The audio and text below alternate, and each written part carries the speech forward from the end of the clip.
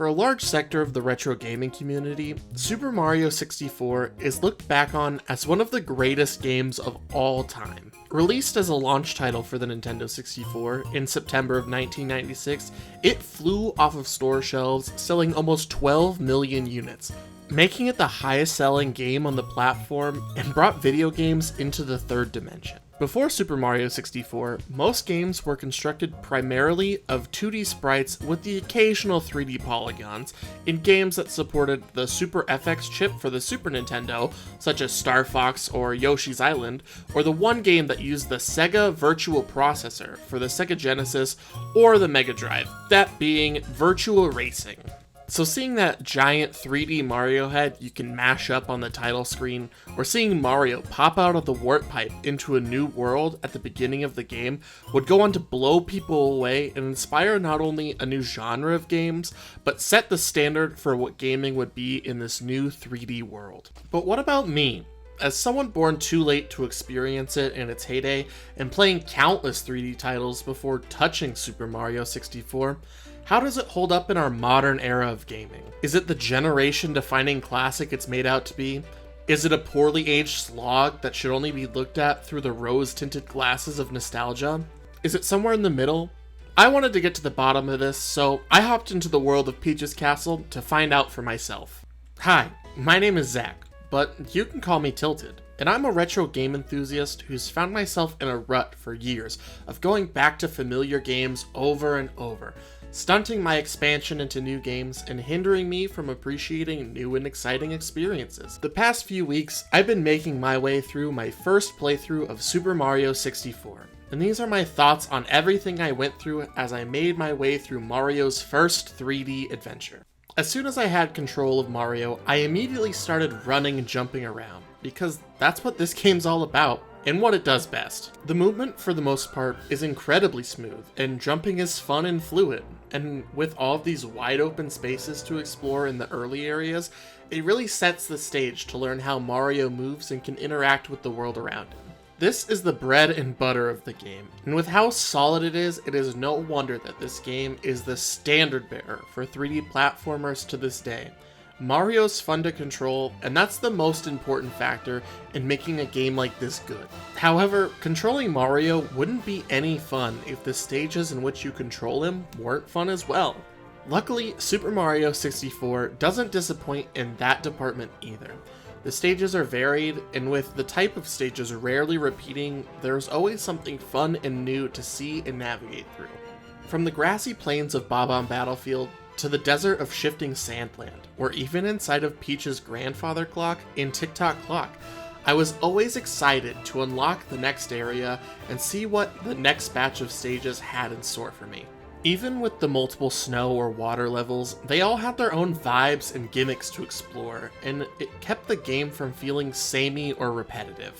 The stages were also filled with fun characters to interact with, like the friendly Bob-ombs that offer their cannons to launch you to new areas, or the bosses you have to fight in the earlier stages. I wish there were more of these non-Bowser boss fights, because they added a ton of personality to the stage in which they inhabited, and broke up the gameplay loop just enough to make me want more of it. The progression of the game difficulty was also satisfying to me, starting with wide open fields, to slippery slopes, to narrow moving platforms. The challenge increase over the course of the game was steady and fair.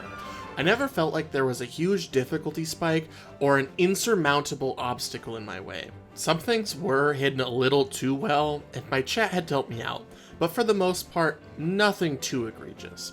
But this is unfortunately about where the good things I have to say start to run out. Before we get into the negatives, I do want to point out that I played the game via the Super Mario 3D All-Stars collection with the Nintendo Switch Pro controller. I know this game originally used every bit of functionality that the Nintendo 64 controller had, especially the sensitivity of the joystick. But the Switch version was just more accessible for me, and finding an original N64 controller whose joystick isn't akin to a limp spaghetti noodle is getting more and more challenging as the days go on. That being said, I want to take into account any performance issue I experienced could have been from just how the original is expected to run, or it could have been an issue with the specific port and controller that I played with. Hopping into any Nintendo 64 game, there's an expected level of jank. Gaming in 3 dimensions was in its infancy, so weird-looking textures and controller issues are to be expected. While Super Mario 64's textures are dated, which is not a deal-breaker in the slightest, I am a Pokemon fan. Have you seen those red and blue sprites? The controls are extremely dated and hard to get used to. The Nintendo 64's controller is divisive to say the least, and developers had to get creative with how they were going to get the most out of it. Not having 2 analog sticks made camera control in both first and third person perspectives a chore to work with. Generally mapping it to have limited control with the C buttons, or have a toggle to change from movement to camera control. Super Mario 64 took the C button approach, being mapped to the right stick on my Nintendo Switch Pro controller. The camera control wasn't very fluid, and operated as a few angles you could snap into rather than a fluid radius you could choose to position however you'd like. This was extremely frustrating. The game often requires extremely precise movements that are timed perfectly. However, these are oftentimes turned into blind leaps of faith because the camera is blocked by a wall, can only be faced into the wrong direction, or is stuck somewhere so you can't properly see where you need to go. Sometimes spinning the camera all the way around will fix the issue, but most times it doesn't. Sometimes it even caused me to land on the very edge of a platform, which made the camera freak out and try to lock in somewhere, throwing me from the platform to my doom. This is where the sound changing the camera angle makes every time you press the input becomes extremely grating. It taunts you in a way, almost as if to say, hope you have this lined up right, because if you don't, this blind jump's a one-way ticket to the game over screen. Water levels are even worse because the camera doesn't really have a proper way to look up or down. So when you have to chase something down or do any detailed movement, it becomes a huge chore due to not really having complete control over what you're trying to accomplish. This is one of the few times I found the Mario mode of camera control to be of use, because you can actually tell where you're going, and if you need to look up or down, you just swim up or down. The same could be said for the Big Boo's Haunt stage. The camera is locked into a different spot depending on what room you're in, similar to the older Resident Evil titles. The Mario mode changed the view so you could look around the room more closely, but was so zoomed in that navigating in it was not viable, making it so that you had to kind of memorize where the secrets were and make your way from there.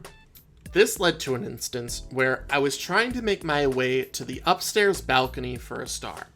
After searching the entire house, I made the logical conclusion that I had to use the available Vanish Cap power-up, more on those later, and jump through a picture frame where the balcony was on the exterior of the house.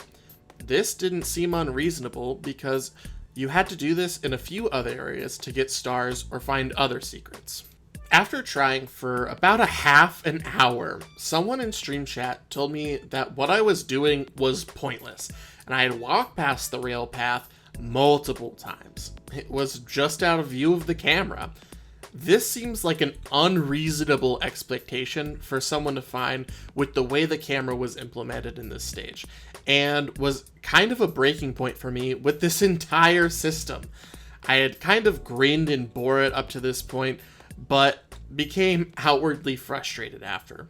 Another point of frustration was the power-up caps in this game. The Mario franchise, up until this point, and afterward, has made its name on the power-ups that were available, and the ones in this game fall extremely flat for me. There are 3 caps, all with varying powers associated with them.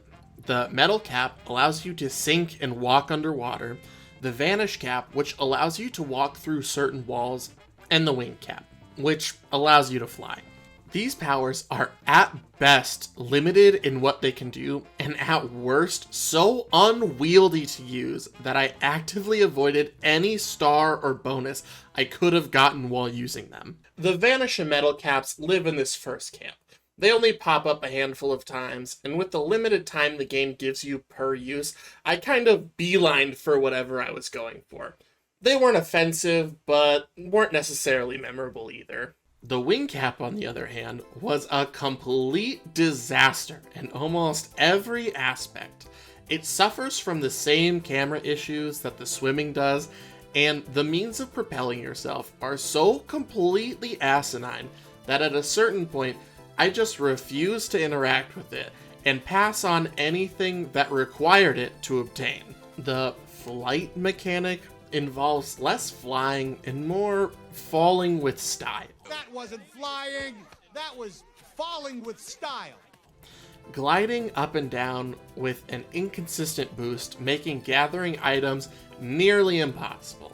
This too is a temporary power-up, so if you happen to miss something, which you will, trying to come back around will result in either being too low with no way to propel yourself back up, or the cap timing out and falling to your demise.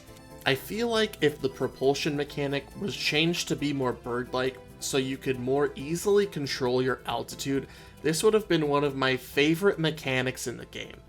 Unfortunately, with everything it has going against it, it was one of the worst things to have to deal with in the entirety of the playthrough. All in all, I think that Super Mario 64 has earned the respect it's gotten over the years as a landmark game showing exactly what the future of gaming could and would be. It laid the foundation for the entire 3D platformer genre and pushed the entire industry in a new direction. However, Father Time comes for us all, and Mario is no exception. The most disappointing part is that Nintendo could have fixed this in the All-Stars collection that I played. 007 GoldenEye suffered similar issues at the time of release, but Rare took the time to really modernize the re-release with new camera control options, while keeping the game in its original state. The 3D All-Stars collection was supposed to be a celebration of the Mario franchise, but at least through the lens of Super Mario 64, was a cheap cash grab, marketed with artificial scarcity and a limited time on the eShop designed to drive up FOMO in the fan base. Personally, I finished the game at the 70-star mark. This was enough for me, and when I finished the final fight with Bowser, I was just kind of done with the game. No big exclamation, no victorious cry, just relief. I was ready to be done, and I thankfully was, replacing that fear of missing out Nintendo wanted to instill in me with fear of having to continue. I may go back one day, but for now, I see my time with Super Mario 64 closing here. I want to take some time here at the end to thank you guys for getting this far in the video. I know this opinion is unpopular, but I feel it's justified. I want to thank That Flip-Flop guy for helping me edit this video, and Gage Plays for my channel banner, helping capture footage, and being a killer mod during the streams. They both make some awesome content, and I think you should check them out. Also, if you like this video, consider subscribing. Thank you once again, and I'll catch you in the next blind playthrough.